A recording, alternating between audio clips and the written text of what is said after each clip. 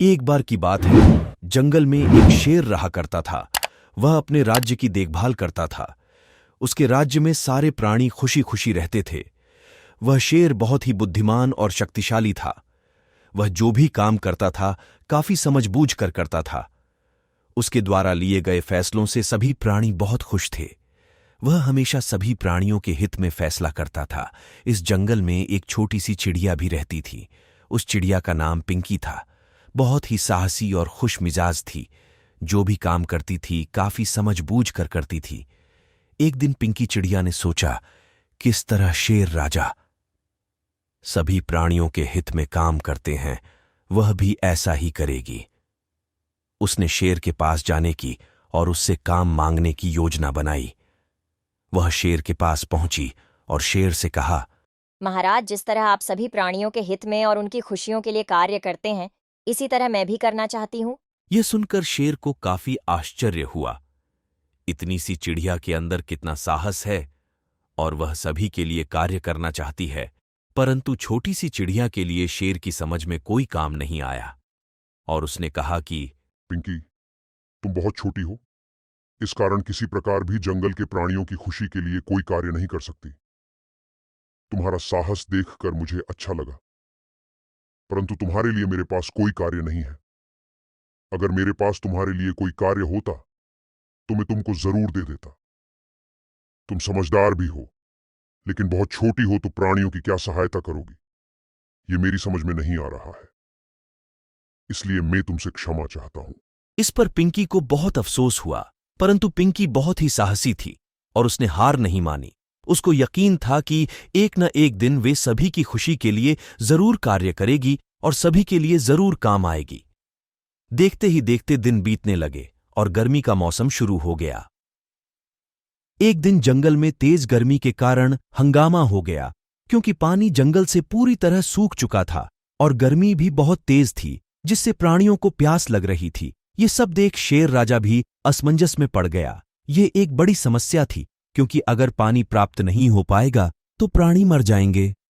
इस कारण शेर ने विभिन्न प्राणियों की मीटिंग बुलाई।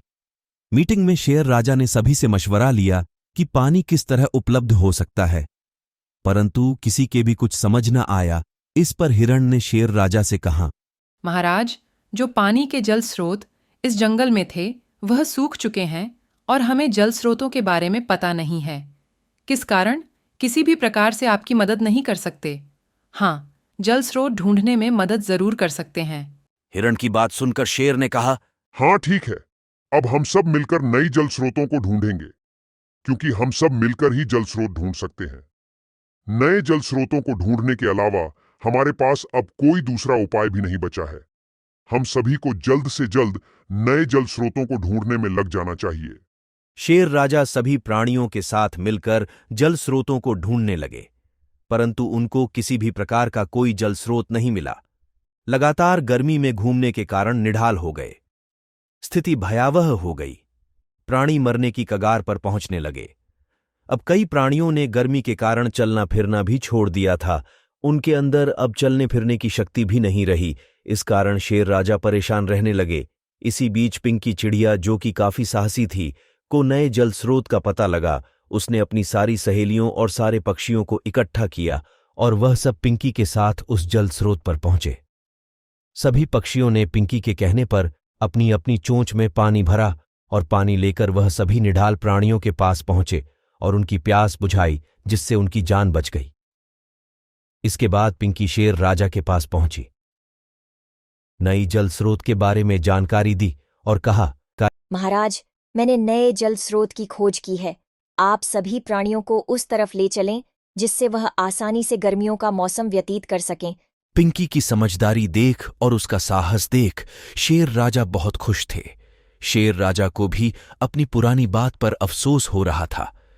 क्यों उन्होंने किस प्रकार पिंकी को छोटा समझने की भूल की थी। अब सभी प्राणी उसे जल स्रोत पर पहुंच गए और उन्होंने गर्मी का मौसम आसानी से व्यतीत किया। इस कहानी से हमें यह शिक्षा मिलती है कि हमें कभी भी किसी को छोटा नहीं समझना चाहिए।